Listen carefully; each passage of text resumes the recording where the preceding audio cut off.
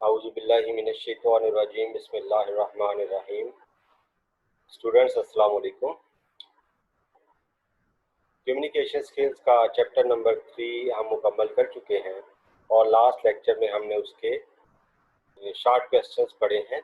आज का हमारा टॉपिक है इसी चैप्टर के जो मल्टीपल चॉइस क्वेश्चंस हैं, जो आपकी एक्सरसाइज के एंड में दिए हुए हैं, ये हम आज पढ़ेंगे।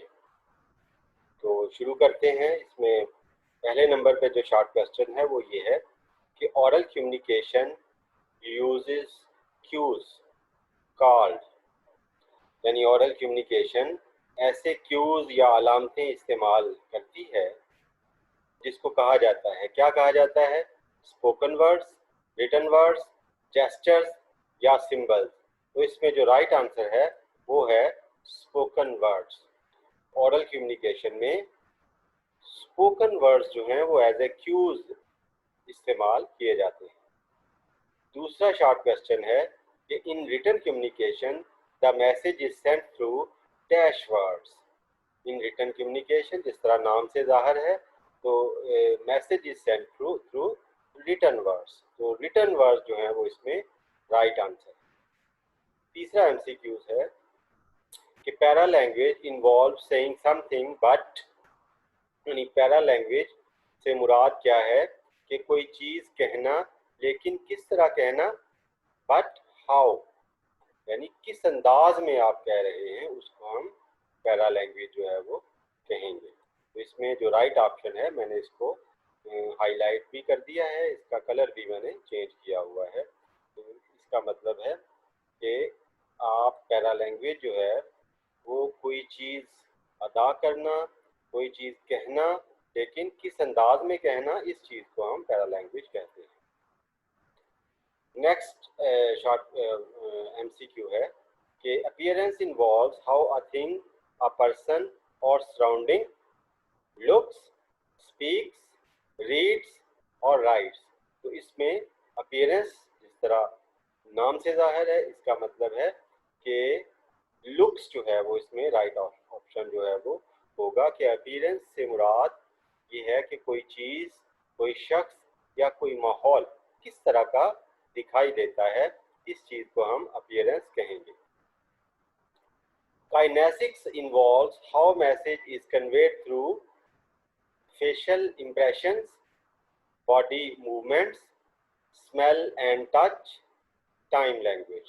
तो इसमें काइनेसिक्स के बारे में हमने पढ़ा था कि काइनेसिक्स और बॉडी मूवमेंट्स जो हैं या बॉडी लैंग्वेज जो है वो एक ही तरह की, एक ही चीज़ के दो नाम हैं। काइनेसिक्स का मतलब बॉडी मूवमेंट्स ही होता है। The movement of body organs is called kinesics. तो इसमें जो राइट ऑप्शन है वो है B.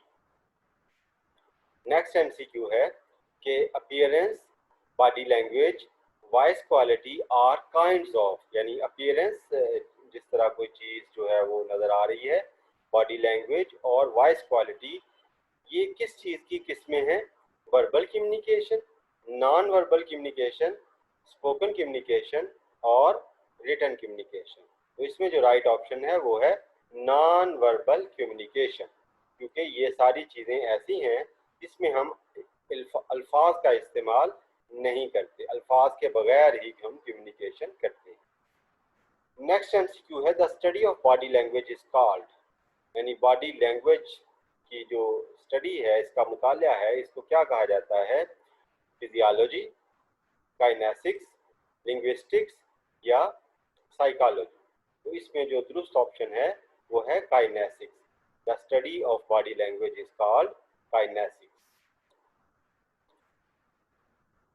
The feedback in oral communication is, oral communication में जो फीडबैक होता है वो क्या होता है? चीप, स्लो, एक्सपेंसिव और फास्ट।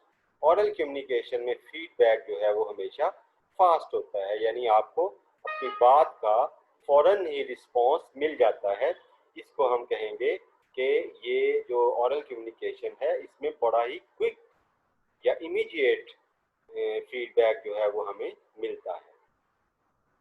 नेक्स्ट एमसीक्यू है the unspoken communication media is, यानी अनस्पोकन से मुराद ये है कि जो बोला गया ना हो, इसमें अनस्पोकन कम्युनिकेशन जाहिर बात है नॉन वर्बल कम्युनिकेशन को ही हम कहेंगे, क्योंकि इसमें हम गुफ्तगू नहीं करते, अल्फाज इस्तेमाल नहीं करते।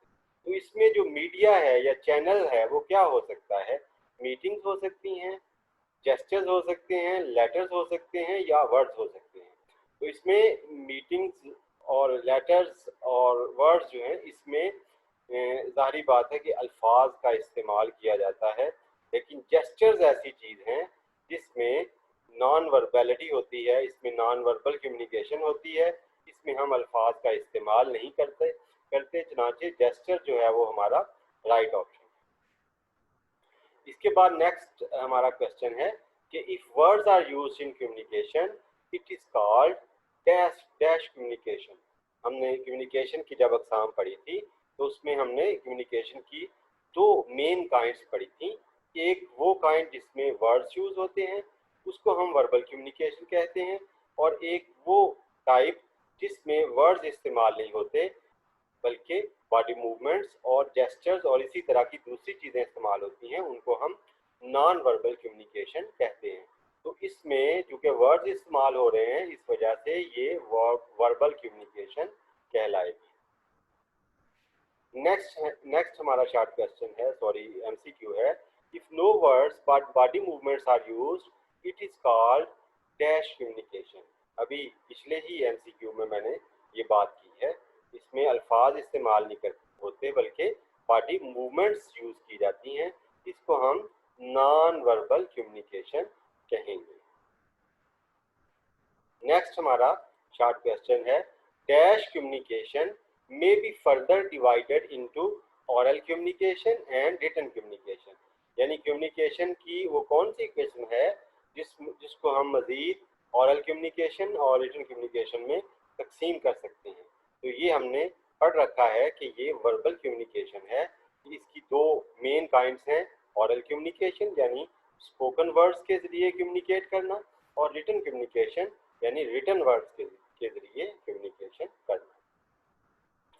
नेक्स्ट हमारा शॉर्ट क्वेश्चन है internal and external communication are kinds of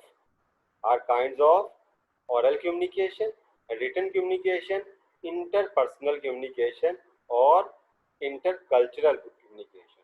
तो इसमें जो रिटन कम्युनिकेशन है वो मुनासिब इसमें ऑप्शन है, क्योंकि रिटन कम्युनिकेशन की ही आगे फर्दर दो किस्में हमने पढ़ी हैं। इंटरनल कम्युनिकेशन वो कम्युनिकेशन जो विद इन एन ऑर्गेनाइजेशन की जाती है, यानी एक ऑर्गेनाइजेशन के अंदर रहते हुए उस ऑर्गेनाइजेशन के लोग आपस में जो कम्युनिकेशन करते हैं उसको इंटरनल कम्युनिकेशन कहा जाता है। तो जाहिर बात है कि ये और क्योंकि ऑर्गेनाइजेशन के अंदर हो रही है इसलिए इसमें फॉर्मेलिटी इन्वॉल्व होती है, और ये फॉर्मेलिटी जो है वो रिटन कम्युनिकेशन में ही होती है। इसी तरह एक्सटर्नल कम्युनिकेशन जो है वो ये है कि एक ऑर्गेनाइजेशन के लोग जो हैं वो दूसरे ऑर्गेनाइजेशंस के साथ कम्युनिकेशन करते हैं। ये भी जाहिर बात है ज़्यादातर रिटन कम्युनिकेशन ही होती है। चनाचे इसमें हमारा जो राइट ऑप्शन है वो है रिटन कम्युनिकेशन, यानी ये दोनों जो इंटरनल और एक्सटर्नल कम्युनिकेशन जो हैं ये रिटन कम्युनिकेशन की ही दो अक़साम हैं। नेक्स्ट हमारा शॉर्ट एमसीक्यू है कि dash communication occurs at the level upward, downward, horizontal और डायगोनल। यानी कौन सी कम्युनिकेशन है जो जिसके अंदर ये लेवल मौजूद होते हैं, यानी upward communication, downward communication, horizontal और डायगोनल कम्युनिकेशन। तो इसमें जो हमारा जो राइट ऑप्शन है वो है इंटरनल कम्युनिकेशन, क्योंकि इंटरनल कम्युनिकेशन के ही ये आगे चार लेवल हमने पढ़े थे। अपवर्ड कम्युनिकेशन वो होती है जिसमें जो जो कम्युनिकेशन लोअर रैंक से हायर रैंक की तरफ की जाती है, यानी जो मातहत लोग जो है वो अपने अफसरान के साथ जो कम्युनिकेशन करते हैं, यानी उनको मुख्तलिफ एप्लीकेशन लिखते हैं या उनको मुख्तलिफ सजेशंस देते हैं वर्क के हवाले से, तो उसको हम अपवर्ड कम्युनिकेशन कहते हैं। और डाउनवर्ड कम्युनिकेशन कौन सी होगी? जिसमें हायर अथॉरिटी जो है वो अपने वर्कर्स के साथ कम्युनिकेशन करती हैं। तो हॉरिजेंटल कम्युनिकेशन कौन सी होगी? जिसमें एक ही रैंक के लोग, एक ही मर्तबे के लोग आपस में कम्युनिकेशन करते हैं, उसको हॉरिजॉन्टल कम्युनिकेशन कहा जाता है। और डायगोनल कम्युनिकेशन कौन सी होगी? जिसमें एक डिपार्टमेंट के लोग जो हैं वो दूसरे डिपार्टमेंट के लोगों के साथ कम्युनिकेशन करेंगे। जाहिर बात है कि ये चूँकि हिरार्की इसमें थोड़ी सी चेंज हो जाती है, चेन जो है वो थोड़ी सी डिफरेंट होती है, इस वजह से इसको हम डायगोनल कम्युनिकेशन कहेंगे। तो ये सारी की सारी जो है चारों अकसाम इंटरनल कम्युनिकेशन की ही अकसाम है। नेक्स्ट हमारा एमसीक्यू है कि letter, fax, email are examples of dash communication, यानी लेटर्स जो हैं या फैक्स जो है या ईमेल जो है ये किस चीज़ की, किस कम्युनिकेशन की कौन सी अकसाम की मिसालें हैं। इसमें चार ऑप्शन है, ऑरल, रिटन, इंटरनल और एक्सटर्नल। तो इसमें रिटन कम्युनिकेशन, क्योंकि ये तीनों चीज़ें जो हैं वो लिख कर की जाती हैं, इस वजह से ये रिटन कम्युनिकेशन की ही मुख्तलिफ मीडिया है। Phone and video conference lectures are kinds of dash communication, यानी फ़ोन और वीडियो कॉन्फ्रेंस लेक्चर्स जो हैं वो किस किस्म की कम्युनिकेशन है। ये बेटा ऑरल कम्युनिकेशन है, क्योंकि फ़ोन के ज़रिए भी हम अल्फाज जो है वो बोलकर अदा करते हैं, और वीडियो कॉन्फ्रेंस लेक्चर्स के ज़रिए भी जो लेक्चर देने वाला है वो अपने मुंह से अल्फाज बोल कर अदा करता है। इसमें चूंकि लिखे नहीं जाते अल्फाज, इस वजह से ये ऑरल कम्युनिकेशन ही की एग्जाम्पल्स हैं। Oral communication brings dash feedback, oral communication जो है वो कौन सा फीडबैक लेके आती है, ये हमने पहले पढ़ चुके हैं, सिर्फ अल्फाज का फ़र्क है। इमीडिएट फीडबैक जो है या फास्ट फीडबैक जो है वो लेके आती है, या क्विक फीडबैक जो है वो लाती है ऑरल कम्युनिकेशन में, क्योंकि इसमें सेंडर को फ़ौरन ही अपनी बात का रिस्पॉन्स रिसीवर की तरफ से मिल जाता है। नेक्स्ट हमारा एमसीक्यू है कि in written communication the message is sent through written letters, words, phrases और सेंटेंसेस। इन रिटन वर्ड्स जो है ये इसका राइट ऑप्शन है, ये हम बारहा ये चीज़ पढ़ चुके हैं। डैश इन्वॉल्व जेस्चर्स और बॉडी मूवमेंट्स, यानी कौन सी ऐसी चीज़ है जिसमें जेस्चर्स या बॉडी मूवमेंट्स जो हैं वो इन्वॉल्व होती हैं। तो ये काइनेसिक्स जो है इसमें इन ऑप्शंस में, यानी क्रोनिमिक्स में काइनेसिक्स है, प्रॉक्सिमिक्स है और पैरालैंग्वेज है। इसमें काइनेसिक्स जो है वो ऐसी चीज़ है जिसमें जेस्चर्स और बॉडी मूवमेंट्स जो है वो इन्वॉल्व होती